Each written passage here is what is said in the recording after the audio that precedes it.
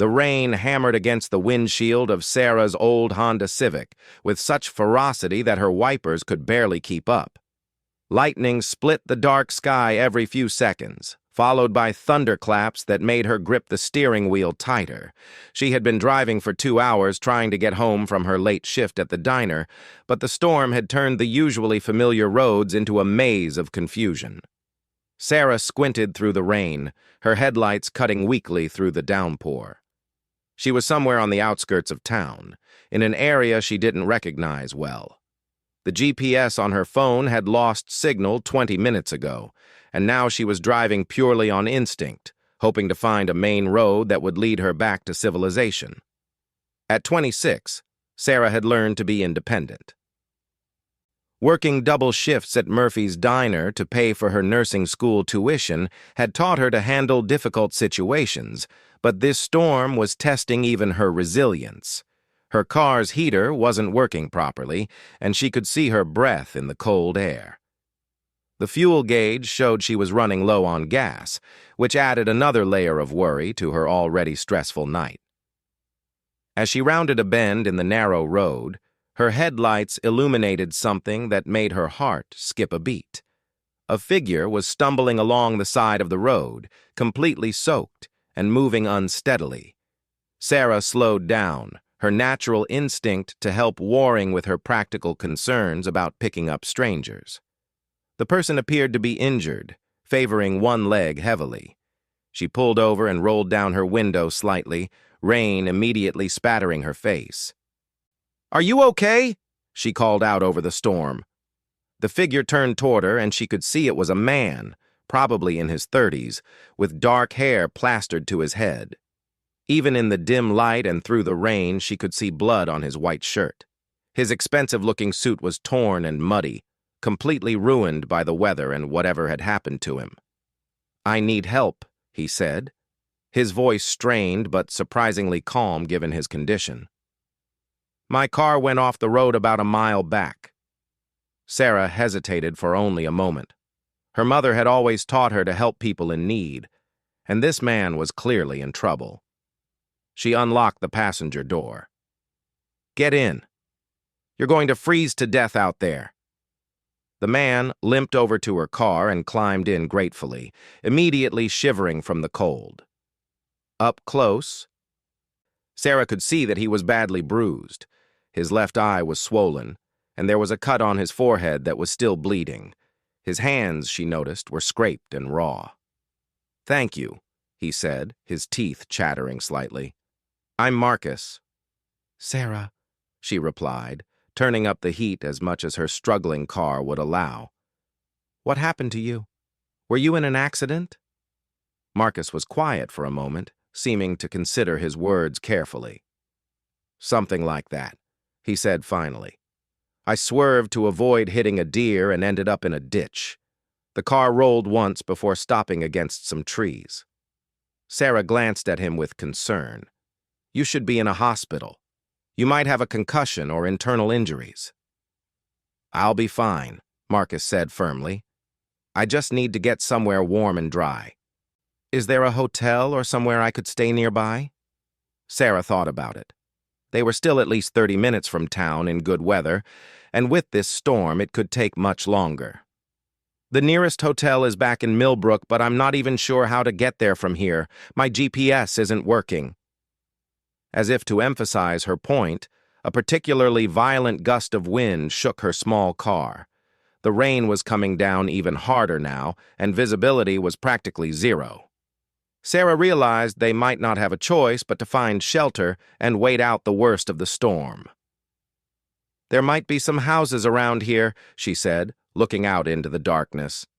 "But I can't see anything in this weather." Marcus winced as he shifted in his seat. Despite his claims that he was fine, Sarah could see he was in significant pain. She made a decision that surprised even her. "Look, I live about 40 minutes from here, assuming I can find my way home in this mess. You can come with me, dry off, and I can take a look at those injuries. I'm studying to be a nurse." Marcus turned to look at her, and even in the dim light from the dashboard, she could see surprise in his dark eyes. "You don't know me?" That's not very safe. Sarah shrugged. You're hurt, and there's a dangerous storm. Sometimes you have to trust people. She paused, then added with a small smile. Besides, you don't look like you're in any condition to be dangerous right now. For the first time since she'd picked him up, Marcus almost smiled. Fair enough. I appreciate the help, Sarah. I'll make sure you're compensated for your trouble. Don't worry about it, Sarah said, putting the car back in drive. Let's just focus on getting home safely. The drive took nearly an hour. Sarah had to navigate by memory and instinct, taking several wrong turns before finally recognizing a landmark that told her she was heading in the right direction. Marcus was mostly quiet during the drive, occasionally giving directions when he spotted road signs, but otherwise seeming lost in thought. Sarah found herself stealing glances at him. Despite his injuries and disheveled appearance, there was something compelling about him. He carried himself with a certain confidence even while hurt, and his voice had an authoritative quality that suggested he was used to being in charge. His clothes, though ruined now, were clearly expensive. The watch on his wrist looked like it cost more than Sarah made in 6 months. What do you do for work? She asked, partly to keep conversation going and partly because she was genuinely curious. I'm in business, Marcus replied vaguely. Import and export mostly. What about you, besides nursing school? I work at Murphy's Diner in town. It's not glamorous, but it pays the bills while I finish my degree. Marcus nodded approvingly. Nursing is honorable work, important work. There was something in his tone that made Sarah think he had personal experience with medical care, though she couldn't quite put her finger on why she felt that way. Finally, they reached Sarah's small apartment complex. She lived in a modest 2-bedroom unit that she shared with her roommate Jenny, though Jenny was away visiting family for the week. Sarah parked as close to the building as possible, but they still had to make a run for it through the rain. Once inside her apartment, Sarah immediately turned on all the lights and cranked up the heat. Her place was simple but clean, decorated with second-hand furniture and plants she'd managed to keep alive despite her busy schedule. The bathroom is down the hall, she told Marcus. There are clean towels in the cabinet, and you can use the shower to warm up. I'll find you some dry clothes. Marcus looked around her small living room, taking in the textbooks stacked on the coffee table, the photos of Sarah with friends and family, and the general warmth of the space. This is very kind of you, he said quietly. It's what anyone would do, Sarah replied, though even as she said it, she knew it wasn't entirely true. Many people would have driven past a stranger on a night like this. While Marcus was in the shower, Sarah rummaged through her closet for something that might fit him. She found some oversized sweatpants and a hoodie that her ex-boyfriend had left behind. They would be too small for Marcus, who was clearly taller and broader than her ex, but they would be better than nothing. She also gathered her first aid supplies, which were more extensive than most people would have thanks to her nursing training. She had everything needed to clean and dress his cuts properly.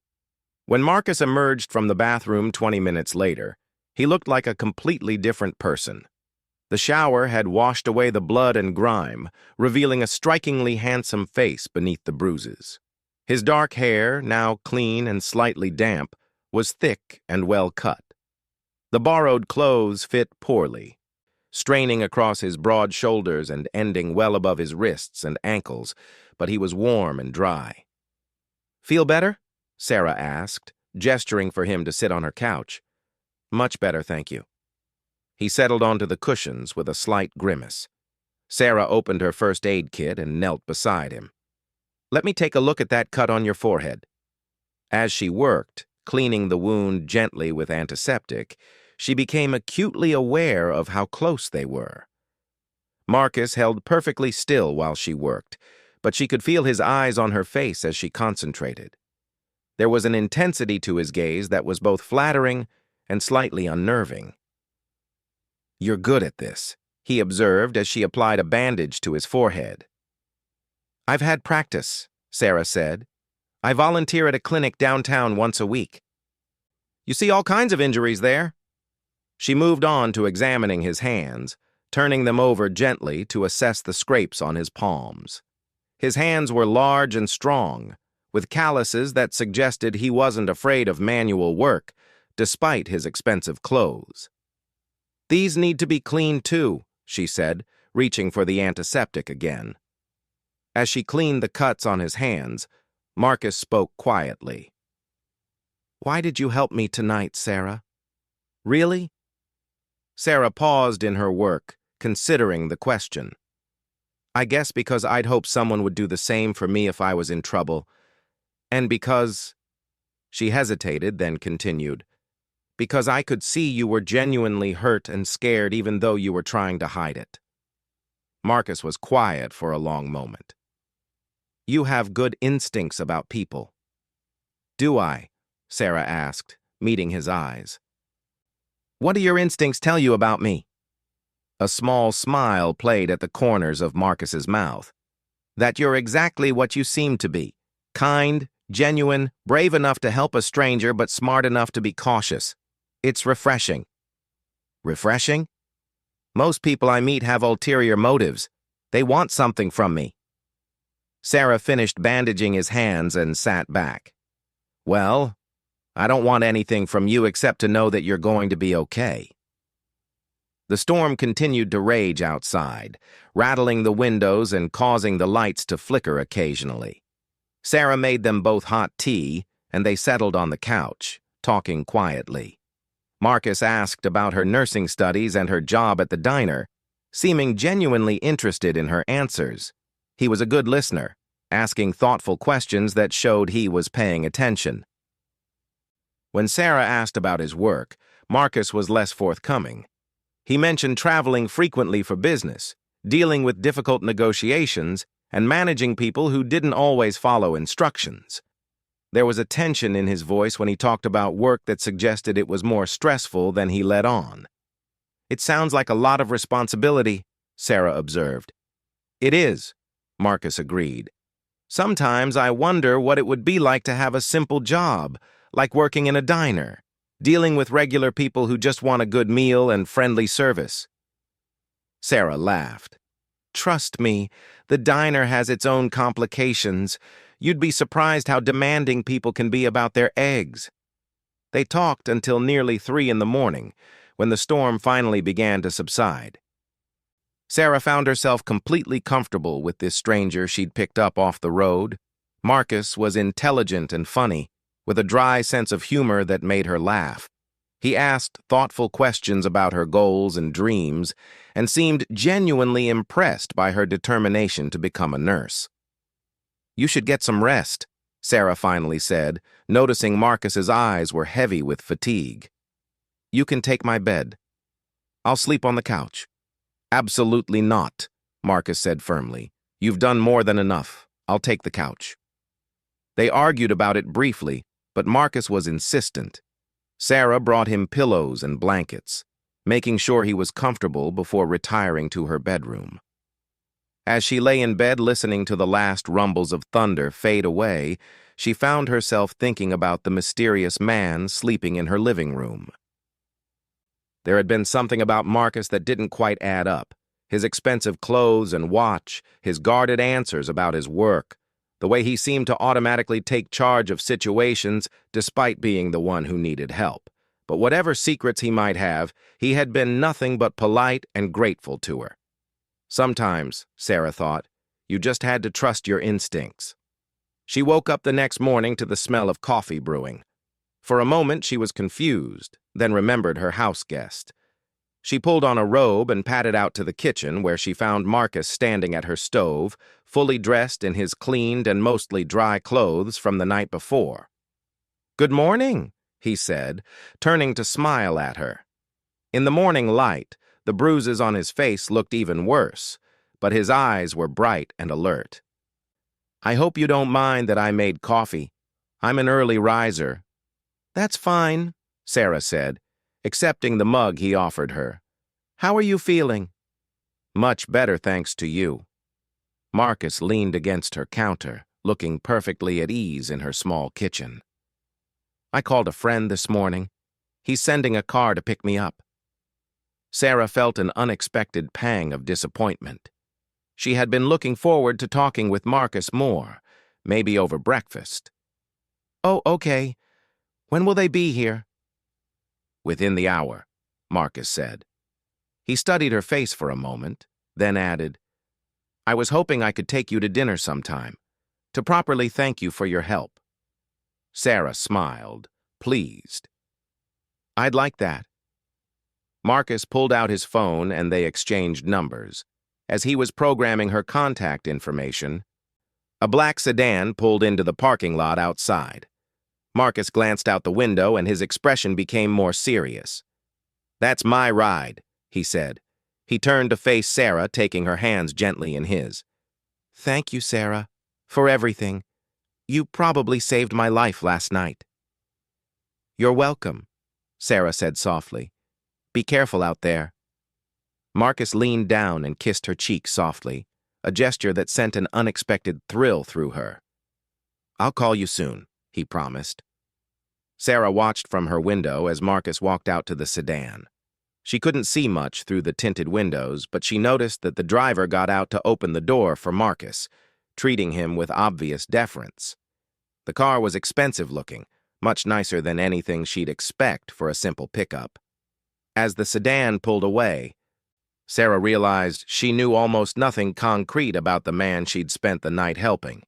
She didn't know his last name, where he lived, or what kind of business he was really in. But something told her she would be hearing from him again soon. 3 days passed before Marcus called. Sarah had been checking her phone constantly, wondering if she had imagined the connection she'd felt with the mysterious stranger. When his name finally appeared on her screen, she answered on the second ring. Sarah, it's Marcus. Hi, she said, unable to keep the smile out of her voice. How are you feeling? Are your injuries healing okay? Much better thanks to your excellent medical care, he said, and she could hear the warmth in his voice. I was wondering if you'd be free for dinner tonight. I know it's short notice. Sarah glanced at her work schedule. She was supposed to work the evening shift at Murphy's, but she could probably get someone to cover for her. I think I can make that work. What did you have in mind? There's a restaurant called Antonino's downtown. Do you know it? Sarah's eyebrows rose. Antonino's was the most expensive restaurant in town, the kind of place where reservations were booked weeks in advance, and a single meal could cost more than she made in a week. Marcus, that's really not necessary. We could just go somewhere casual. I insist, Marcus said firmly. After what you did for me, it's the least I can do. Can I pick you up at 7?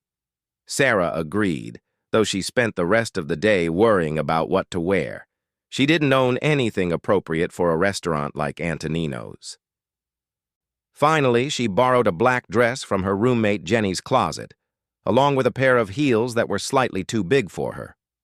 At exactly 7 o'clock, there was a knock at her door. Sarah opened it to find Marcus looking completely different from the injured man she'd helped 3 nights ago.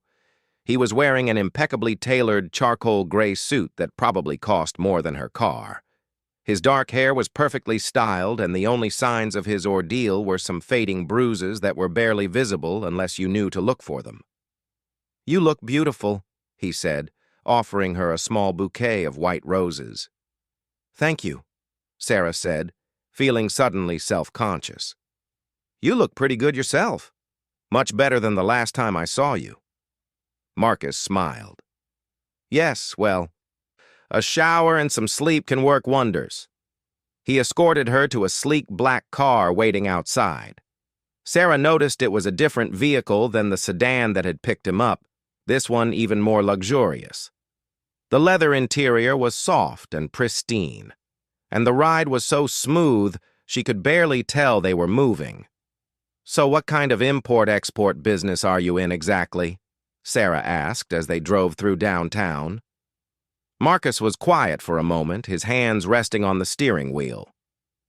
Various things, art, antiques, specialty foods. I have clients who are very particular about what they want." There was something evasive in his tone that made Sarah curious, but she didn't push.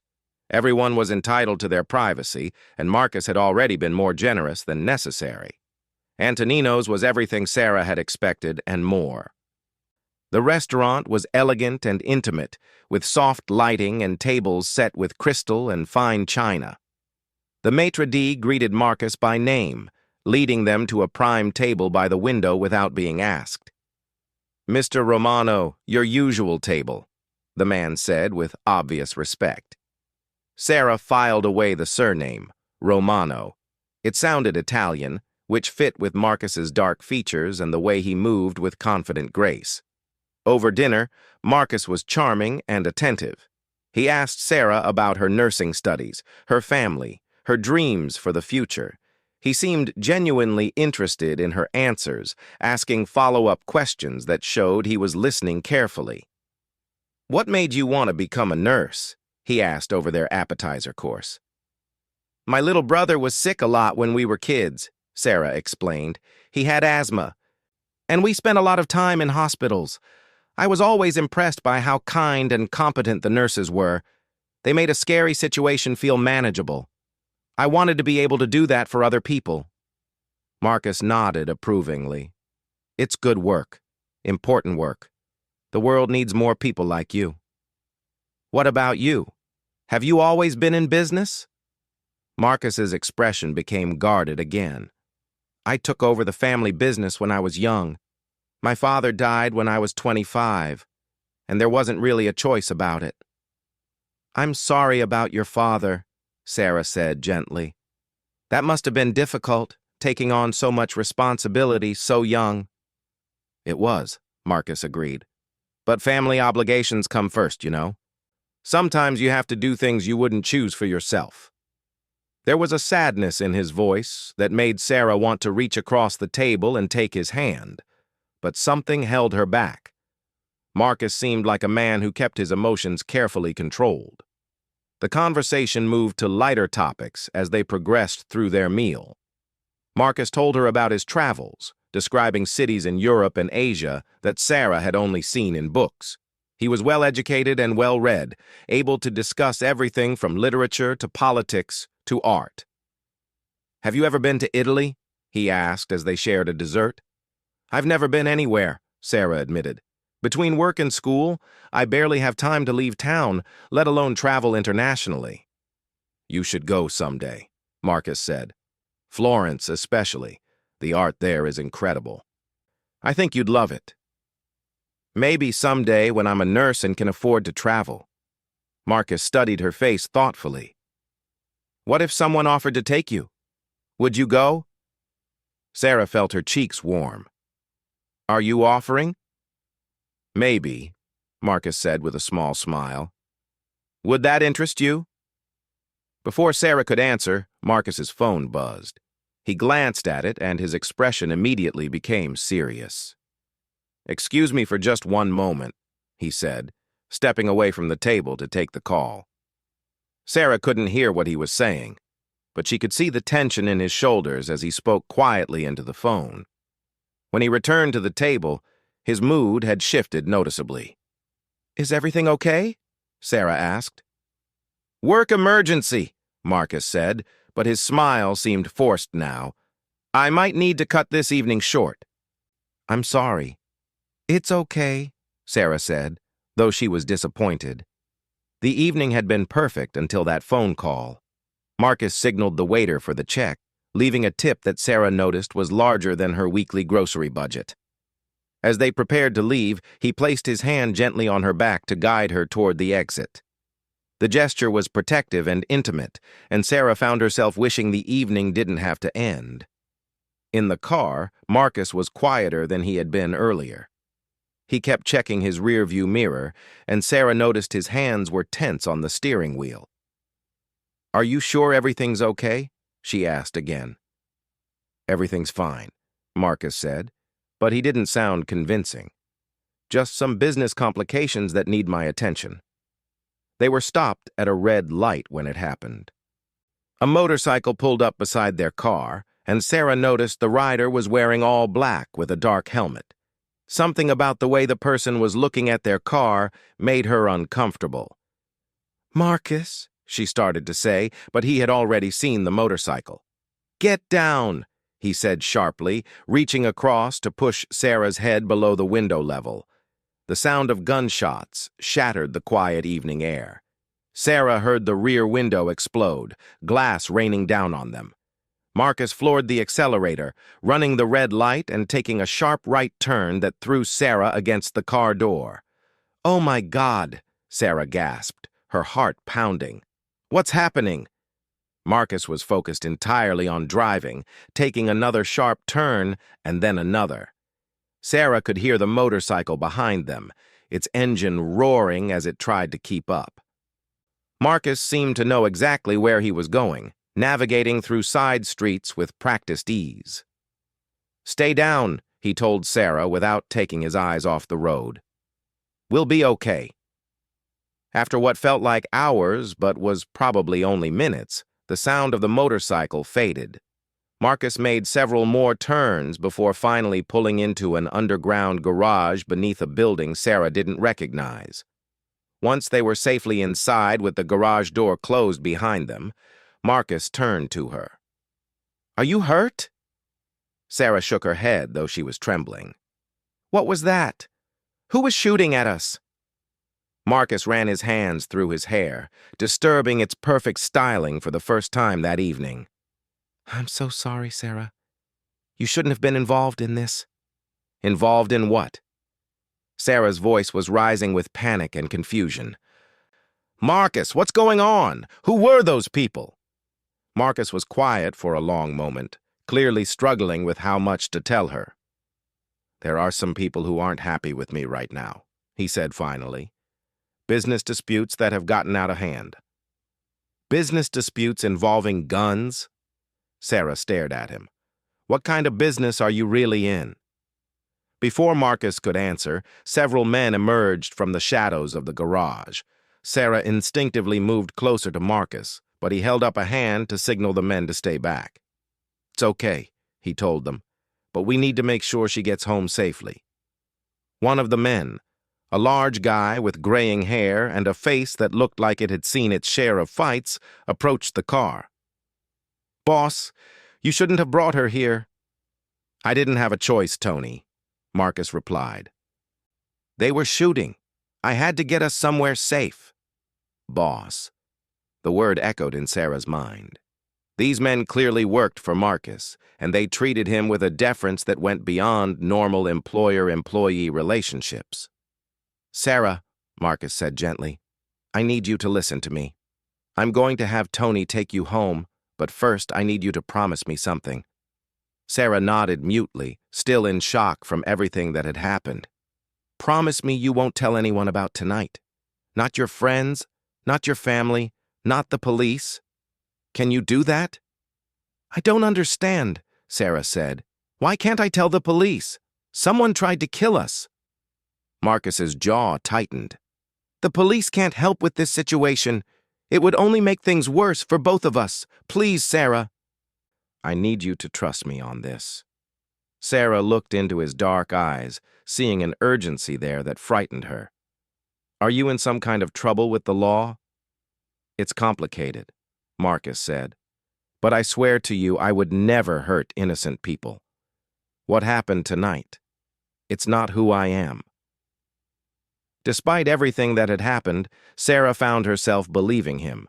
The Marcus she had gotten to know over their dinner conversation didn't seem like someone who would intentionally put her in danger. "Okay," she said quietly. "I won't say anything." Relief washed over Marcus's face. "Thank you." He turned to Tony. "Make sure she gets home safely. Take the long route. Make sure you're not followed." Tony nodded. "What about you, boss?" "I'll handle this," Marcus said grimly. "It's time I had a conversation with the Torinos." The name meant nothing to Sarah, but she saw the way Tony's expression darkened when Marcus said it. Marcus walked Sarah to Tony's car, a nondescript sedan that looked nothing like the luxury vehicle they had arrived in. Before she got in, he took her hands gently. "I'm sorry this happened," he said. "You were supposed to have a nice evening, not get shot at." "Will I see you again?" Sarah asked, surprising herself with the question. Marcus studied her face. "Do you want to? After tonight?" Sarah realized that despite the terror of the car chase and the confusion about what Marcus was really involved in, she did want to see him again. There was something about him that drew her in, something beyond just physical attraction. "Yes," she said simply. Marcus smiled. The first genuine smile she'd seen from him since the phone call at the restaurant. "Then you will. I promise." The ride home with Tony was quiet. The older man seemed kind enough, asking if she was okay and if she needed anything, but he clearly wasn't going to answer any questions about Marcus or what had happened. Sarah stared out the window, her mind racing with everything she had experienced. When they reached her apartment building, Tony walked her to her door. "Miss," he said as she was about to go inside, "Mr. Romano is a good man.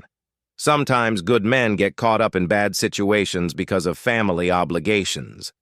Try to remember that." Sarah nodded, though she wasn't sure she understood what he meant. Once inside her apartment, she deadbolted the door and sank onto her couch, still wearing her borrowed dress and two big heels. What had she gotten herself into? 3 days ago, Marcus had been just a stranger who needed help in a storm. Now she had been shot at, driven to some kind of secret location, and asked to keep secrets from the police. Everything about the evening suggested that Marcus was involved in something dangerous and probably illegal. But when she thought about their conversation over dinner, the way he had listened to her dreams and goals with genuine interest, the way he had looked at her like she was someone special, she couldn't bring herself to regret helping him that night in the storm. Her phone buzzed with a text message. It was from Marcus. "Are you okay?" "I'm sorry about everything. I'll explain when I can." Sarah stared at the message for a long time before responding. "I'm fine. Be safe." As she got ready for bed, Sarah caught sight of herself in the bathroom mirror. She looked pale and shaken, but there was something else in her eyes, too. Despite the fear and confusion, there was also excitement. For the first time in her carefully planned, predictable life, something unexpected and dangerous had happened to her. She thought about Marcus's question about Italy, his suggestion that someone might take her there someday. Before tonight, such a proposition would have seemed like an impossible fantasy. Now she found herself wondering what other impossible things might be possible if she was brave enough to pursue them. Sarah fell asleep thinking about dark eyes and expensive suits, about the way Marcus had protected her during the car chase, and the gentleness in his voice when he asked her to trust him. Whatever he was involved in, whatever dangers surrounded him, she had a feeling her life was about to become much more complicated. Sarah didn't hear from Marcus for a week after the shooting incident. She threw herself into her work at the diner and her studies trying to push thoughts of him out of her mind. But every time her phone rang or someone walked into Murphy's diner, she found herself hoping it would be him. She had done research on the name Torino that Marcus had mentioned, but found nothing useful. There were several businesses in the city owned by people with that surname, but nothing that explained why someone would shoot at Marcus's car. The more she thought about it, the more questions she had, and the fewer answers she could find. On Thursday evening, Sarah was working the dinner shift when a familiar black sedan pulled into the diner's parking lot. Her heart began racing as she watched Marcus get out of the car and walk toward the entrance. He was wearing dark jeans and a simple button-down shirt, trying to look casual, but she could see the tension in his shoulders. Marcus slid into a booth in Sarah's section, nodding politely when she approached with a menu. "Coffee, please," he said quietly. "And whatever pie you recommend." Sarah poured his coffee with slightly shaking hands. "Apple pie is good today. How are you doing? Better now, Marcus said, meeting her eyes. I've been wanting to see you, but I needed to make sure it was safe. Safe from what? Sarah asked, glancing around to make sure her manager wasn't watching. The diner was relatively empty, just a few regulars at the counter. The people who were after me last week have been dealt with, Marcus said carefully. But there are always complications in my line of work. Sarah wanted to ask what he meant by dealt with, but something in his expression warned her not to push. What exactly is your line of work, Marcus? And don't say import-export again. Marcus was quiet for a long moment, stirring sugar into his coffee. My family has been in business in this city for 3 generations, he said finally. We provide certain services that people need, services that aren't always available through conventional means. That's still not really an answer, Sarah pointed out. Marcus looked up at her, and she could see he was struggling with how much to tell her. My name is Marcus Romano. My grandfather came here from Sicily in the 1950s and built a network of businesses that my father expanded and I now run. We handle problems for people when the normal channels can't or won't help them. Sarah felt something click into place. Romano. She had heard that name before, whispered in conversations between customers at the diner, mentioned in newspaper articles she had skimmed but not paid close attention to. The Romano family was rumored to be connected to organized crime in the city, though nothing had ever been proven in court. You're telling me you're in the Mafia, Sarah said quietly. Marcus winced slightly at the word. I prefer to think of it as a family business with traditional values. We take care of our own, we honor our commitments, and we don't let anyone disrespect us or our friends. Sarah sat down across from him in the booth, ignoring the fact that she was supposed to be working. The night we were shot at, a rival family thought they could move in on our territory, Marcus explained. The Torinos have been trying to expand their operations for months. They thought targeting me directly would send a message. And what kind of message did you send back? Sarah asked, though she wasn't sure she wanted to know the answer. Marcus's expression hardened. The kind that ensures they won't bother us again? Sarah felt a chill run down her spine. She was sitting across from a man who had just casually implied that he had probably hurt or killed people in response to being threatened. Everything she knew about right and wrong told her she should be terrified, should make an excuse to leave and never see him again. Instead, she found herself thinking about the gentle way he had cleaned up her kitchen after making coffee, the way he had protected her during the car chase, the genuine interest he had shown in her goals and dreams. Why are you telling me this? She asked. Because I can't stop thinking about you, Marcus said simply. And because you deserve to know what you're getting into if you want to keep seeing me. What am I getting into? Marcus leaned forward, his dark eyes intense. A complicated life. There will always be risks, always be people who see me as a threat or an opportunity. There will be things I can't tell you, places I can't take you, people I can't introduce you to. And there will always be the possibility that someone might try to hurt you to get to me. Sarah absorbed this information, turning it over in her mind. And if I decide that's too much for me, then I'll have Tony take you home after your shift ends, and you'll never see me again, Marcus said. I'll make sure you're protected, that no one ever bothers you because of your connection to me, but we'll be done. And if I decide I want to keep seeing you despite all of this? Marcus smiled, the first real smile she had seen from him all evening. Then I'll take you to Italy like I promised, and anywhere else you want to go. Sarah looked around the diner, taking in the cracked vinyl booths and the fluorescent lights that flickered occasionally. She thought about her small apartment, her student loan debt, her carefully planned but predictable life. Then she thought about Marcus's question about Italy, about the way he had made her feel special and important during their dinner at Antonino's. I need some time to think, she said finally. Of course, Marcus said. Take all the time you need. He left money for his coffee and pie on the table, far more than the bill warranted. Sarah, he said as he stood to leave, whatever you decide, I want you to know that meeting you was the best thing that's happened to me in years. After Marcus left, Sarah found it impossible to concentrate on work. She messed up 3 orders and dropped a full tray of dishes, earning concerned looks from her co-workers and a lecture from her manager about staying focused. When her shift ended, she drove home in a daze. Jenny was back from visiting her family, and she took one look at Sarah's face when she walked in the door. "What's wrong?" Jenny asked immediately. "You look like you've seen a ghost." Sarah sank onto their couch, suddenly exhausted.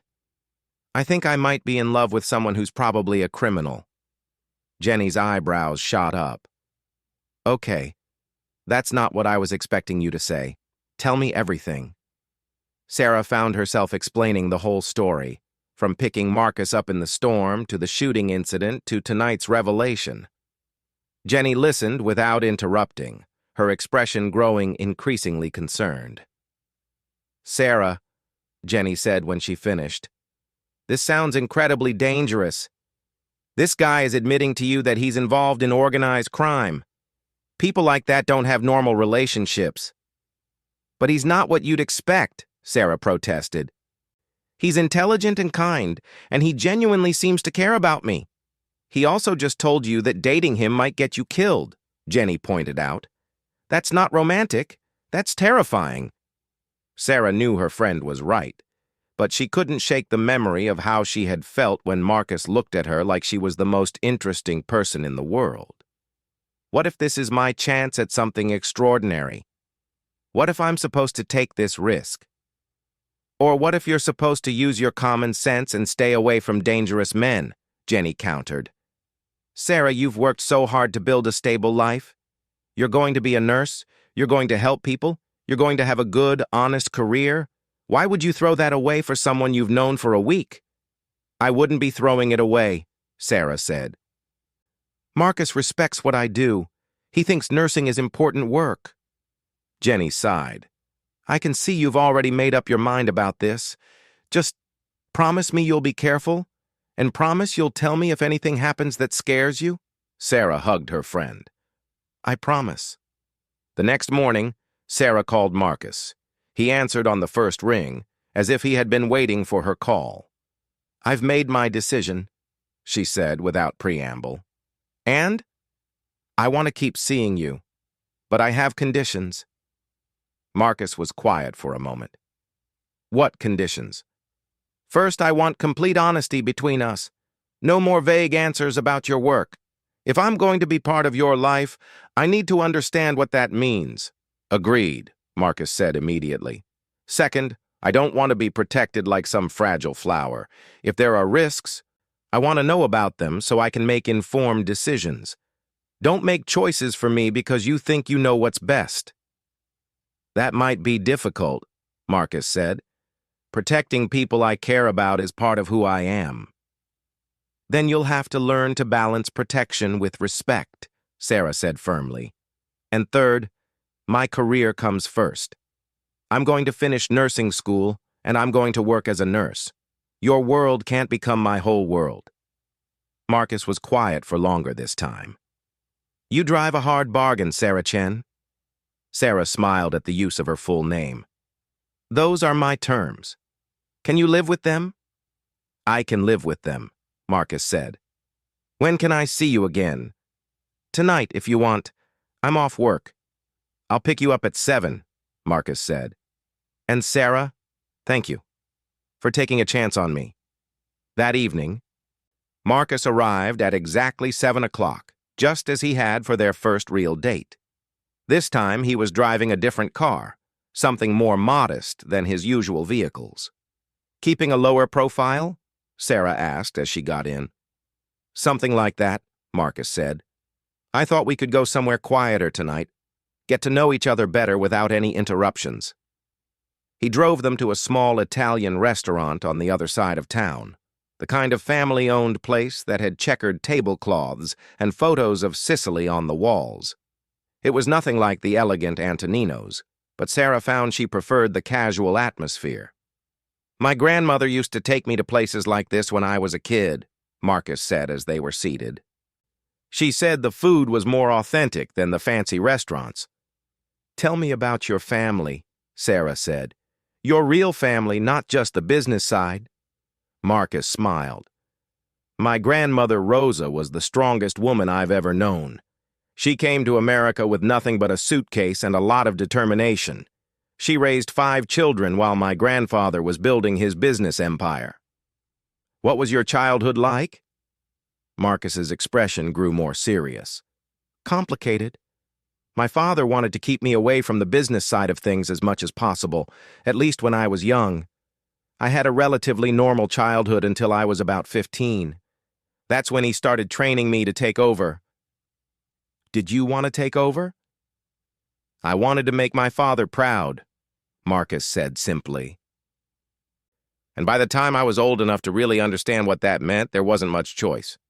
When my father was killed, I had responsibilities to a lot of people who depended on our family's protection." Sarah reached across the table and took his hand. "You said he was killed, not that he died." Marcus nodded grimly. A rival family thought they could take advantage of what they saw as a moment of weakness. They were wrong, but it cost my father his life. "How old were you?" 25. Old enough to know what needed to be done, young enough to make some mistakes along the way. Sarah tried to imagine Marcus as a young man suddenly thrust into a position of enormous responsibility and danger. "That must have been terrifying." "It was," Marcus admitted. "But I had good advisors, men who had worked with my father and grandfather, and I learned quickly that in my world, showing fear is the fastest way to lose everything." They talked through dinner about Marcus's real life, the complexities of managing what was essentially a shadow government in certain parts of the city. Sarah learned that Marcus's organization provided protection services, settled disputes that couldn't be handled through legal channels, and operated several legitimate businesses as well. "It's not all violence and intimidation," Marcus explained. "Most of what we do is negotiate solutions to problems. Sometimes that means making threats, but usually it means finding ways for everyone to get what they need." "And when it is violence?" Sarah asked quietly. Marcus met her eyes steadily. "When it's necessary to protect my family or our interests, yes. I won't lie to you about that, Sarah. I've hurt people, and I've ordered people hurt. I've never killed anyone personally, but I've made decisions that led to people dying." Sarah absorbed this information, trying to reconcile it with the gentle man who had made her coffee and thanked her for helping him. "Do you regret it?" "I regret that it was necessary," Marcus said. "But I don't regret protecting the people who depend on me." On the drive home, Sarah found herself thinking about everything Marcus had told her. She was dating a man who admitted to ordering violence, who lived in a world where disputes were settled with guns instead of lawyers. By any rational measure, she should be terrified. Instead, she felt oddly calm. Marcus had been completely honest with her, just as she had asked. He hadn't tried to minimize the risks or pretend his world was safer than it was. And underneath all the complexity and danger, she could see the man who had accepted her help gracefully that night in the storm, who had been genuinely interested in her dreams, who looked at her like she was precious. When they reached her apartment, Marcus walked her to her door. "Thank you for dinner," Sarah said, "and for being honest with me." "Thank you for listening," Marcus replied, "for not running away when you learned the truth." Sarah stood on her tiptoes and kissed him softly. It was their first real kiss, and it was everything she had imagined it would be. Marcus's arms came around her gently, holding her close but not too tight, as if she might disappear if he held on too firmly. When they broke apart, Marcus rested his forehead against hers. "I meant what I said about Italy," he said quietly. When you're ready, when you finish school, I want to show you the world." "I'd like that," Sarah whispered. As Sarah got ready for bed that night, she thought about the choice she had made. Jenny was probably right that she was taking an enormous risk, getting involved with someone like Marcus. There would probably be danger, certainly complications, and possibly heartbreak. But there would also be adventure, passion, and a love unlike anything she had ever experienced. For the first time in her careful, planned life, Sarah was choosing something unpredictable and extraordinary. 6 months later, Sarah graduated from nursing school with honors. Marcus was in the audience when she walked across the stage, along with her parents and Jenny. He had kept his promise about supporting her career, never asking her to choose between him and her goals. 2 weeks after graduation, they flew to Italy together. Marcus showed her the village in Sicily where his grandparents had grown up, took her to museums in Florence and Rome, and treated her like a queen everywhere they went. On their last night in Rome, as they sat on their hotel balcony overlooking the city lights, Marcus took her hand. "I have something to ask you," he said, pulling out a small velvet box. Sarah's heart stopped as he opened it to reveal the most beautiful ring she had ever seen. "I know my world is complicated and dangerous," Marcus said.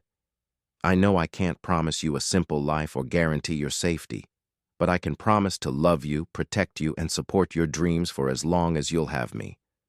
Will you marry me, Sarah?" Sarah looked at the ring, then at Marcus's hopeful face, then out at the ancient city spread below them. A year ago, she never could have imagined this moment. A year ago, her biggest worry had been paying her student loans and passing her nursing boards. Now she was being proposed to by a man who commanded respect and fear in equal measure, who had shown her corners of the world she never could have seen on her own, who loved her with an intensity that took her breath away. "Yes," she said, laughing as tears ran down her cheeks.